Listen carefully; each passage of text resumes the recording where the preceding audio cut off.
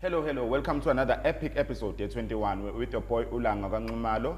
Njobwazi ukuthi hlale sikhuluma ngama topics atrendayo la eSouth Africa. Sikhuluma ngawo la e1KZN ke lawo ma topics lawo.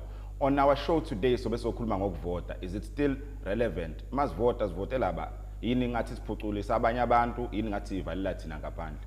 On our show we have our guest Augustine. Is it? No sithani njani bafethu? Saphila njani? Nisizwa ninja nje namhlanje isivakashele sivela ku TV so Let's on flake. Okay, ngiyabona qoqa uyibuko. Yeah. Okay bafethu. Njoba nazi ukuthi njengamanje we approaching i-voting season. And njoba approaching voting season everyone is talking about voting. Ngisho abakusupporta, ngisho abangakusupport. Nama party aphumile ayalobha afuna abantu bewavotele. Nithini nina ngalento? Do you think it's okay? Do you think labantu esibavotela abasimela noma cha? Do you think isiyaphambili with the electoral process or not? August. Yeah, when I look at it, it's irrelevant, it's senseless. Because Mubuwa is cutting Samanje. We have our leaders who are not good leaders. And the imperative let's put our siyaz ukuthi siphila phaso ezime kanjani. Bona abawenzayo ukuthi besikhohlisa. Bese propaganda, besibrainwash. Esemse yonke le nto. Thina ke mase siyabavotela. Okay. And emva kwalokho sibona umuntu osihamba ngeMac. Sizwe. Kanofundisi uhamba ngeMac. Yeah, vele kodwa lento le inepolitiki phakathi. Usithanda ngathi uyakuphikisa usa. Mina abantu kumele bevote because at the end of the day wena unikezwe ama rights akho so kumele wa exercise ama rights akho. And again angeke ngiyikhansela mina sengizolode ngihamba ngelento zana mhlawumbe ngeCrasida yami yakudala kumele ukukhombisa ukuthi sengiyasebenza manje ngiya-upgrade phela but usebenzela wena noma usebenzela umphakathi. Yes, you will serve the community but then again mase ngiyikhansela ngihamba ngeCrasida abantu bazokhuluma futhi bethi awuyikhansela kodwa abuku usaqoka izinto nje zako Mr Price usihamba ngeCrasida bazofuna ukuthi ube presentable. At the end of the day kumele makuthi mhlawumbe kuphuma ama invites ukuthi uyokwamagala no president kumele nawe ube presentable angeke ungene nje ngeBM yakudala mhlawumbe iDolphin yabo kumele ungene ngeMac nje into yabo eyangempela isistyleni. Okay it's in August love nakho ngiyavota manje. Yeah, lezi zinto engivotelayo ayizenzeki kwenzakalani ke lapho. but then when kumele ukeep in mind ukuthi inkinga yethu as abantu we expecting ama councillors ukuthi kube ibona basiprovide ngazo zonke izinto but then at the end of the day when your vote is just there ukuthi ibambe le nto ye democracy esinayo nanakhona ukuthi mangabe uvotela umuntu expect ukuthi uzolenza lolo shintsho yabo emphakathini ngiyaza kwazi ukwenza yonke into because thina abantu medana sicabanga ukuthi la ngiyabo ngoba sengimvotelile sengizofakela iDStv ngizowakhela iRDP home nani izinto eziningi zihamba ngeprocess yakhona right. Now ngiyakuzwa udefend ama councillor njengamanje noma udefend asingakafiki lapha sikhulume about the electoral process. Young people ngoba siphuma enyangeni yabantu abasha besazi bekuJune celebrate inyanga yabantu abasha siphuma kuyona. If you look at it, do you think abantu ba aware yini ukuthi ivote linevele engakanani? Yabo ukuthi mawufaka umuntu ungamfaka umngani wakho ungamfaka umuntu oba umalume wakho ungamlobhela ngoba ubona ukuthi hayi makwangena nami ngizothola umsebenzi but do you think about izinto ezilandela emva kwalapha? What do you guys say about that? Engakusho mina ukuthi with regards to electoral process yamanje as abantu abasha we take it lightly because ngoba uyabona ukuthi ukuvota sekwaba into elula akusathatha nento eserious yabo sokufana nomdanso lekhona nje manje intenzakalayo so kanjalo nje ephika lebisithawe hayi yabona abanye bethu yabo akeke ufanele ukuvota nomdanso because ukuvota siyazi ukuthi kubalekile and thina as abantu abasha siyalazi lolu shintsho selifuna ukulibona la eSouth Africa. Yes, eSouth Africa inezinto eziningi esizibonayo ukuthi hayi ngeke sike kuyabheda yabo Thina abantu abasha, what we're trying to do is to change this world that we're living in. So by changing le ndlela esiphila ngayo ukuthi thina sivote sazi ukuthi sivotela futhi nomuntu esimthembayo ukuthi uzoletha lo shintsho esilifunayo. Ngoba I think Einstein lo to be the change you want to see. So when you cannot sit back uthi angeke ngize ngivote ngoba alukho ushintsho olwenzakalayo. What are you doing to bring that change? Yakhuluma ingane. Uyabona ke makusekhona abantu besifazana abanje nayo ukuthi abantu basazoshada. Ngiyakuzwa kahle. Okay, ngiyakuzwa ke you can therefore create a foundation around the electoral process. Yes. Now, if you look at organization, we will not specify them by name, but if you look at them, our strategies abapicking ababantu abazobamela. Do you think they are relevant in terms of labantu bayakwazi ukuthi mase bengenile bekwazi ukuba responsible for any decision they make? Bayakwazi ukuba tracker ukuthi bayenza lento ababe manifesting ngayo, because in manifesto kuyidayisa, it's one way of marketing yourself. You can sell us diamonds but usilethela amatshe egcineni. Now, how do we make sure that the community or the society iyakwazi ukucover ukuthi hayi no ngoba sesimfakile ku-August usimele as an independent candidate, uyakwazi ukuthi lapha sifuna amanzi, sifuna amabridge, sifuna imigwaqo and so on and so forth. What do you say about that? Well, I can say it all boils down to our morals as a person who wants to take the community further. Okay. But esikhathini samanje we have bad people. They really use the youth. Kakhulu, and they use the youth to fight their battles. Mina angibona kunjalo. Ngibona mina ukuthi bakhona laba bantu out there bayasimela and bazodeliver as they say ukuthi bazodeliver. Kodwa even though kungeke kuze kusheshe as much as we want to, kodwa at the end of the day you cannot say umuntu ubad because akakwenzelanga wena lento obufuna ukuthi ayenze. Wena mele ubuke ukuthi emphakathini usenze ushintsho olungakanani. Uyayibona lezo zinto ezincane ukuthi mhlawumbe yabo ukuthi bekhona izinto ebengeke. Ibambe lapho ngiyabona ngathi uza nawo kwamanje asihambeni siye ezitolo siyokhokhela ama bills, umuntu ayophuza amanzi, nami ngithi kuyophuza amanzi kancane, sibuye sizokukhuluma ngayo futhi le issue ukuthi is it still relevant in ukuvota? Ingabe into esisayijabulelayo noma into esikwaziyo yini ukuthatha into out of it? Iyawusiza umphakathi noma cha? So stay tuned, uhambe nje uyophuza amanzi ubuye sobe nathi manje.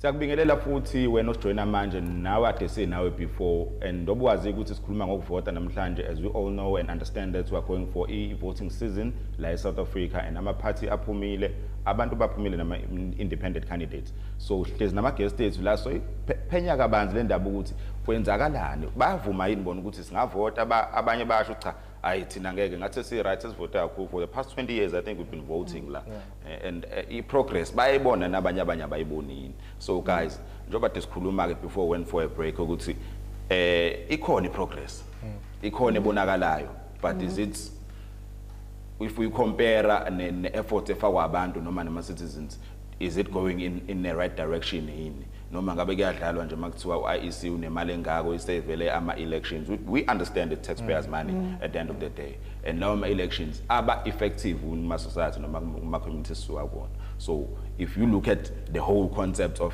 voting, IEC, and cut out the 1994 going down, just look at whether we value it as South Africans and whether we take lento ukuthi if you are a community leader and I believe in you, ama party noma ama organizations esiwamele asivumela kangakanani ukuthi sifike ekutheni siyakubeka kusuyi candidate and you are going for councillor or mayor. Inkinga ke emphakathini ukuthi asinayo leyo rights kakhulu ukuthi thina sizoyikhetha ukuthi sifaka ba, because bakhona abantu emphakathini laba sicabangayo ukuthi yabo bangasimela kahle. but then sifika sesizwa nje sekuthiwa oh ilabo ama candidates then uthola ukuthi umuntu akusiyona nawasendaweni yangakini and usezomela nina abangakini akawazi ama struggles nina enibhekene nawo so kuba ezinye izinto ke esidala ihavoc emphakathini uthola ukuthi abantu sebeqala ama strikes yabo ne violence nayo yonke into ngoba nami kahle angeke ngize ngivume ukuthi wena la mhlawumbe wale eThekwini usuzosiphatha la esikhawini yabo it doesn't really yabo make sense kwabantu ingakho ke belisana nayo zonke lezo zinto Okay. I think it's transparency is not enough. Okay. It is there but not enough. It's there but it's not enough Okay. because we actually say so you know bafika sebeqhamuka sebelethe ukuthi now these are the candidates. Okay. Le nto abayenzayo but inhlupheko zethu abazazi Okay. as much. Okay. Voting is important ngokwakho ku-valuable so into efuna bayenza is take to our consideration ukuthi nazi izinto esiyifunayo nakho esingangenzela khona. But the twist here is not in politics. My understanding is that the twist is not about a person's idea. It's about the policy of each organization, which means ngisho bengabeka imbuzi. The bottom line, if imbuzi hamba ngama policy, therefore we're still something down a right. I'm trying to say they're not running away from the fact that you make the person a brand or you make the organization a brand. I think they're making the organization a brand. Okay. Because it's all about you have to be in a certain political party in order to get what you want.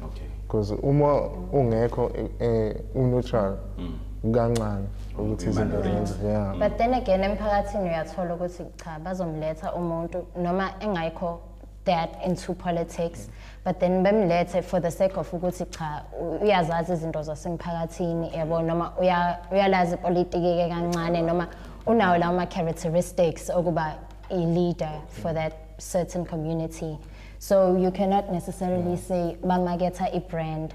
At the end of the day vele bayafuna ukuthi yabo besho ukuthi no le party lena lo muntu nje bezosirepresenta vele urepresenta le party lena yabo kodwa at the end of the day it's about services aya kwi community it's not a party nje. But the question is by who? Is it by the party or by the individual? I'll make an example. You have an organization A in your candidates Mr. One in terms of 5 years ashone unyaka wesithathu. Mr. One bowusebenzela umphakathi yabo. Kusho ukuthini ngama programs, kusho ukuthini ngama policies adezwa implementa eloku endaweni because organization ngeke izishone yona ngo 5 years but a person can be in a position of uyashona relocate and so on and so forth. Meaning kukhona izinto ezushintshe engashintsheka when you talk about a person. My understanding is that. But when we talk about an organization again khona izinto engeshintsheke. But now enye worry qhamukayo ke eside lalapho ukuthi now when you entertain an organization it's far from a practical life obhekana nayo each and every day. For example ama crash aweke eduze ihall ayikho ama clinics all those things which a counselor fanele akwazi ukunotha abe nakho yabo. So how do we go around that if nina nje nikubuka lokho? I'm not saying khona right khona wrong, I'm just saying nje how do we go around that and being safe as community members esazi ukuthi siyavota sivotela uAugustine obe ngimbeka nje ikhansela lapha. What do you feel we should look into? Is it the policy of the organization or the moral capacity of an individual that represent a particular organization? I think ukuthi kumele sibuke individual qala because at the end of the day uma uzofaka umuntu kumele wazi ukuthi yena leyo muntu uzokwazi yini ukusithulela inkinga zethu zasemphakathini. So if mina ngizoyifakela umuntu engazi mhlawumbe cousin wami ngazi kahle ukuthi ayuyithandela imali nanani for sure angeke sesithole lezi zinto esifuna emphakathini. So yeah kulula ukubribeka kwakhe and again nane lontuzana ama organizations now siyabona njengoba bebhizi bekhankasa nabo abanye will go as far as ukhamisela abantu ukudla abanye bakha ama toilets nanani uyabona nawo ukuthi bayazama khona abazogcina ngokukhuluma nje kuphela kodwa bengenze shintsho. So that's where everything starts. Ubuka organization and you also look at the person. August, do you agree? Yeah, I agree. Because it all boils down to our morals. If you don't have morals, then you're out of the game exactly. because uma ubuka ilokhuzana if njengomuntu kumele wazi ukuthi izimfuno zomphakathi zihamba igcinile usondelana nomphakathi ukuze uzokwazi ukuthi ubalethele ama-services because uma wakwenzi lokho then it means wena as umuntu awunendaba nabanye ifeel usise ukuthi mhlawumbe ungafaka umuntu mhlawumbe ukhazini wakho uthanda imali kuyenzeka okunye lokho sikubiza nge-nepotism ukuthatha umuntu mhlawumbe ukhazini or mhlawumbe ubhuti wakho umfana ngoba unalesiqo esithile yabo because wena ufuna uphusha agenda yakho kodwa usebenzisa yena lowo muntu. Okay, ngifuna ukuxoxa le ndaba ngihlale nginayo le nto ephaketheni ngihlale ngifihlile. There's this incident whereby a councillor was elected and then kusho ukuthi before the elections wathenga umuzi nyana nje la elokishini mhlawumbe wase electwa and then mayise elected waseyahamba endaweni because wayekade ehlala kwenye indawo vele. What do you say about those incidents? Because into sengiyitholile ngeresearch yami ukuthi organizations do not have a monitoring tool ukuthi ikhansela nekhansela liyasebenza liyawa attenda yini ama council meetings liyayiphusha yini izinto ezifuna umphakathi. Ku observation yami nje I don't think there is an organization eyenza lokho. Nina ntsini la. Yeah, nami ngiyabona ukuthi most of the time vele izinto ezenzakala emphakathini wethu leyo ukuthi semvotela umuntu emva kwalokho seyahamba seyakomhlanga seyashiya ke thina nenkinga sihambela ogesi senzani akazi lutho. Nakhona I think if there's going to be like ushintsho in the system mhlawumbe kube khona leyo nto ye follow up ukuthi bayambheka umuntu ukuthi uyawenza yini umsebenzi wakhe ngendlela or kube khona i-inquiry office la umphakathi ongasenda khona iy'ncwadi zokusho ukuthi no lo muntu uyabheda kawenza 1 no 2 no 3. So again, if uzoba ikhansela, it is very senseless ukuthi now you're going to leave your people behind usuyaqhubeka wena nempilo yakho komhlanga uthi thina lezi zinto oyishiye ngemuva zona zizolungiswa uba because tina we had faith in you ukuthi wena you was going to change the situation. Yabo ngendlela okukhuluma ngayo ngathi hawu kwakufila awuyibambe kanjalo athi ugije uyophuza amanzi ngoba le ndaba ngifuna ukuyizwa la bafowethu lapha emakhaya sihamba sawuphuza amanzi nawe nje sukume esofeni wakho mawukuthi uhlala njengami emqashweni sukume embhedeni wakho uthi ushaya umoya kancane ubuye ke mase sibuya futhi sizoqeda ngalolu daba lokuthi is there a reason for us to vote or fanele siyeke lento noma fa siqhubeke sivote ngoba baba omkhulu bethu no baba bethu bayilwela lento into yayingafiki kalula kithi sizwe semnyama so stay tuned.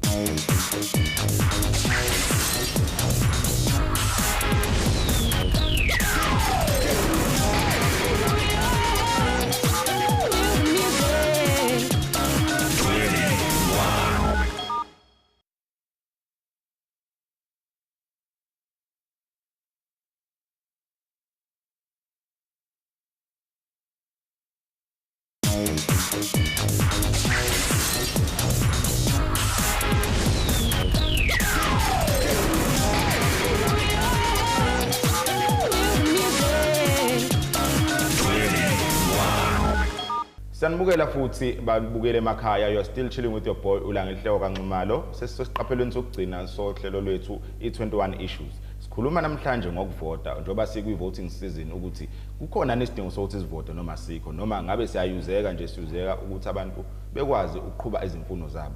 On the studio namhlanje sinama guest ethu uAugustine noSitha besayichaza ukuthi le ndaba ukuthi nje usehlukubezeke kakhulu akayishongo yena kodwa ngiyamuzwa nje ukuthi hayi ngathi akuyamvelela so ungaqhubeka nje sawusichazele ya. No mina bengisho nje ukuthi uma ngabe uyikhansela do not forget your people. Ungakhohlwa ukuthi ula ukhona ngenxa yabantu those people pushed you up so musukubabukela phansi ngoba vele when you fall uzobuyela kubona labo bantu so nje ayikho into engapheli so nawe kungapheli ke leso sikhashana usalibambile lelo plate lakho samnandi namasalad amaningi yenza sure ukuthi uyashareisha phela nathi ke abantu bomphakathi kuze solode sikuvotela nathi sibone nathi ukuthi cha usimele ngempela. Okay, put August. Umuntu ngumuntu ngabantu sisho leso and if wena as a councillor uzothi uvotela ungene into power and then emva kwalokho uyahamba yaso down uyabakhohlwa manje you forgetting your roots lokho kuchaza ukuthi wena awunendaba unendaba nalento le abakunika yona ama benefits basically imali le unendaba nayo and kunendawo engiyazi la ikhansela lakhona kumlungu and yena akahlali nabantu ngawazi ama-issues abantu ababhekana nawo njalo as umlungu asifuni kube ngathi si-racist kodwa you need to be more Qhelile close. kuba ngisho ngabe kuthiwa kuyiphi inhlobo, the fact is abantu, let me make an example, umele abantu baselokishini kodwa yena uhlala ama-suburbs. Makuphela ugesi ngo-2 kufanele alinde ikhole ukutshela omunye umuntu yena akakufili le frustration othi ugesi awukho. Kodwa khona I understand uma usuzothi wena umlungu, because again kuba khona leyo pressure, you know, being umuntu okwenye i-race, like ngizohlala la, but if something goes wrong laba abantu bayangi-attack because already I'm white, yabo. Nakhona kuyafana if uzoba like umuntu futhi omnyama and then usesikoleni sabelungu, yabo, kuyaba naleyo nto futhi kuhlezi kunaleyo nto ukuthi no, I do not belong here. But why then do you avail yourself for such a position? The question is why, because I think alikho candidate elibanjwa ngenkani uthi lithi lesontweni kuthiwa hey awuzosimela lapha wena. Kodwa phela ngeke uyeke opportunity yoyibonayo ukuthi nawe not emali but then ubone opportunity yokuthi yazi I can do this job real well, and then usuzoyiyeka just because ubona ukuthi just because I'm a black person I do not fit in. Vele kumele uzi-challenge in life ne, but then again kuyaba khona la ofuna ukuyi-protecta khona yabo. And everyone around you. Ngoba siyangena sithi we want to make a difference emphakathini, but then again kube khona izimo lapho ubona khona abantu so mhlawumbe sifaka ama-benefits ubona kanti kuphila kanje ubone ukuthi mina ngikhula ngithi angiyazi le nto yabo bengiyiphathile isihlanu mhlawumbe Siqala ubeyi-blessed. yabo sobusisa abantu manje bengiphathile isihlanu so manje imali esiningi angikhohle Sahamba ukuthi ngalawo makhansela ngaba-blessa uthi yabo la ngifuna ukuyikhuluma So mabe-blessa thina anginankinga. If bazo-blessa thina sisemphakathini anginankinga bethathe thina yabona besibese ogesi gesi imgwaqo ngemgwaqo yabo ama-rates alo yonke into ibe khona. Okay, but then again phela abanye bethu yabo noma imigaqo engekho right phela nesimo somnotho naso sikho right, sizame kancane yabo. Njengoba nazi bafethu ngijwayele ukuba nani, njengoba nazi ukuthi ishow ethi ekugcineni ikhuluma ngokuthi ke sithini kubantu abasuke bebukela noma abasuka besilalela emakhaya ukuthi what do we say they should do? It's a show for young people, so whenever we give those recommendations first bukelele ukuthi ke umuntu ukuthi bengadecideanga bengazi noma ngizovota noma bengengivote noma bengithi ngizovotela awubani ngoba umalume wami showcase mangimvotele awu pocket money into yanyanga zonke yabo. What do you say to those people? I can say ukuthi too little knowledge is a dangerous thing.